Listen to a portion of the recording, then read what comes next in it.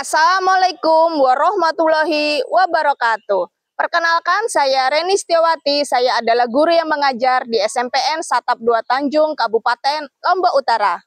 Pada kesempatan kali ini, saya akan berbagi praktik baik tentang petuah rasa lupis. Penasaran apa itu? Selamat menyaksikan. Lokasi SMPN Satap 2 Tanjung berada di Desa Sokong, Kecamatan Tanjung, Kabupaten Lombok Utara. Berada di daerah pelosok, jauh dari kota, dan berada di daerah perbukitan. Letak geografis yang sulit dijangkau menuntut daya tahan fisik dan mental yang luar biasa. Saya harus menempuh jarak sekitar 10 km setiap hari, melewati persawahan, perkebunan sepi, dan jalanan berbatu yang terjal dan sulit. Kurang lebih sekitar 15-20 menit jika dijangkau menggunakan sepeda motor. Tidak ada transportasi umum yang melewati sekolah kami. Pemandangan yang terlihat sepanjang jalan hanyalah pohon kelapa, pohon bambu, pisang, dan lain sebagainya. Terkadang suara gemericik air dari lokok pengembuk atau sungai dusun pengembuk menambah sejuknya suasana di pagi hari. Perjuangan ini menuntut konsistensi tinggi setiap pagi.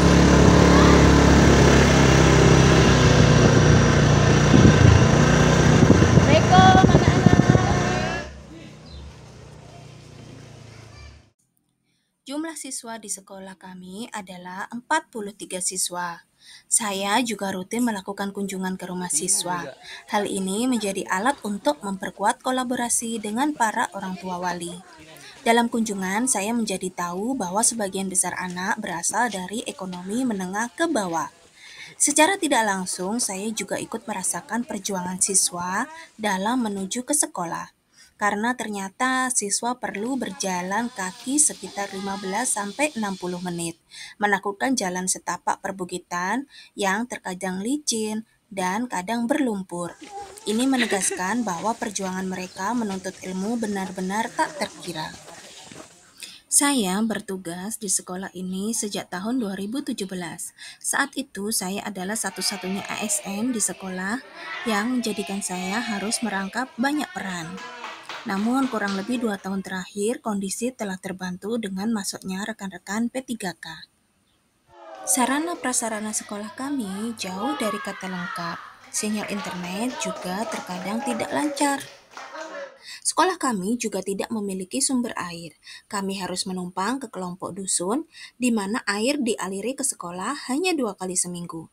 Kondisi ini sering menyebabkan ketiadaan air, memaksa saya harus pergi ke musola milik dusun atau menumpang ke tetangga apabila ingin ke kamar kecil. Berbekal pengalaman dan komitmen yang kuat, saya mengemban peran sebagai koordinator program 7 kebiasaan anak Indonesia hebat di sekolah saya. Peran ini sangat penting untuk memastikan pembiasaan ini berjalan secara terstruktur dan konsisten. Petuah rasa lupis adalah penerapan 7 kebiasaan anak Indonesia hebat melalui pembiasaan di sekolah seperti upacara bendera, sarapan bersama, literasi numerasi, pangkas, imtak, dan juga senam bersama.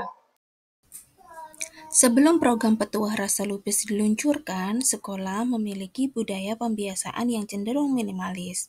Lingkungan sekolah juga sering terlihat kotor dan suram. Tantangan utama dalam mencapai tujuan program Petuah Rasa Lupis yang pertama, kendala keterbatasan air dan sanitasi. Yang kedua, kendala daya tahan dan konsistensi guru. Dan yang ketiga, kendala kesenjangan digital dalam pengawasan. Dalam mencapai tujuan program Petuah Rasa Lupis, dibutuhkan kolaborasi dari seluruh ekosistem pendidikan, seperti guru, kepala sekolah, siswa, orang tua atau wali murid, serta pemerintah dusun atau warga setempat. Aksi yang pertama, perencanaan, yaitu dengan mengikuti sosialisasi 7 kebiasaan anak Indonesia hebat oleh Kemendikbudristek. Yang kedua yaitu rapat koordinasi dengan rekan sejawat dengan mengadakan rapat internal untuk menyusun program pembiasaan pagi selama 6 hari atau Petuah Rasa Lupis. Yang ketiga yaitu sosialisasi dan peluncuran evaluasi adaptif dengan mengundang orang tua untuk sosialisasi 7 kebiasaan anak Indonesia hebat yang fokus pada kebiasaan di rumah. Meluncurkan inovasi evaluasi adaptif 2 jalur yaitu jurnal fisik dan Google Form untuk menjembatani kesenjangan digital. Pelaksanaan. Yang pertama yaitu dalam menghadapi tantangan fisik atau sanitasi dan budaya minimalis, maka kami melaksanakan strategi gotong royong sebagai pondasi karakter. Strategi ini diperkuat dengan solusi adaptif, yaitu siswa dan guru terkadang mengambil air dari sungai untuk keperluan sanitasi. Dalam menghadapi tantangan konsistensi program guru, maka kami menerapkan strategi petuah rasa lupis. Kami menyusun jadwal 30 menit sebelum pembelajaran yang bervariasi, memastikan setiap hari menyentuh kebiasaan yang berbeda. Hari Senin, upacara bendera. Hubungan kuat dengan 7 kebiasaan adalah bangun pagi. Dengan bangun pagi, siswa bisa datang lebih awal ke sekolah.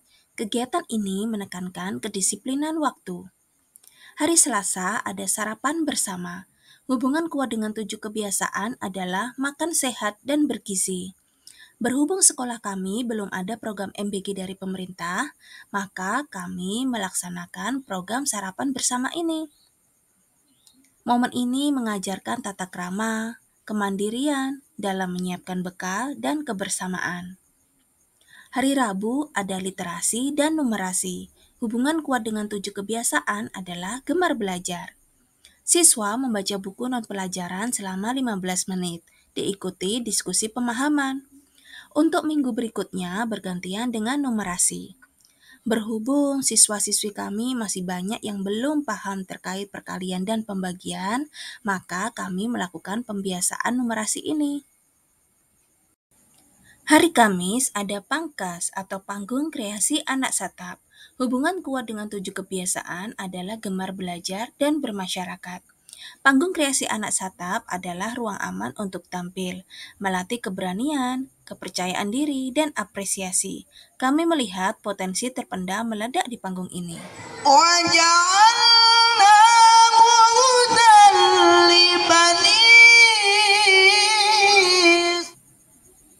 Hari Jumat ada imtak.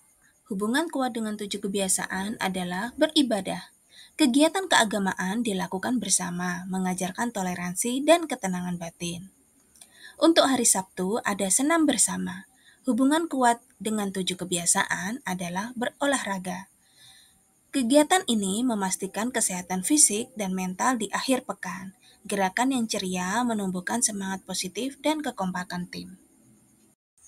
Dalam menghadapi tantangan jarak tempuh dan daya tahan guru, maka kami menerapkan strategi pemanfaatan waktu dan peran merangkap.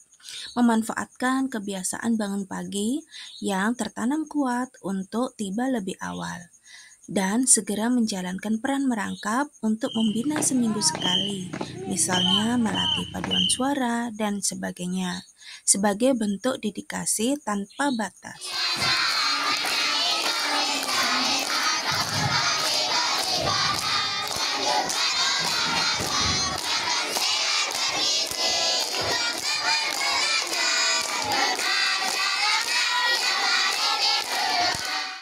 Program ini memberikan hasil yaitu yang pertama, meningkatnya kedisiplinan siswa. Yang kedua, meningkatnya keterlibatan orang tua. Yang ketiga, perubahan karakter dan budaya sekolah. Dan yang keempat, dampak pada pengembangan diri guru. Selanjutnya, refleksi. Dengan adanya pembiasaan dari hari Senin sampai Sabtu, mampu membiasakan budaya sekolah seperti gotong royong dan juga merubah karakter siswa seperti disiplin, mandiri, dan sebagainya. Dengan adanya kegiatan pembiasaan, saya jadi bersemangat datang pagi ke sekolah.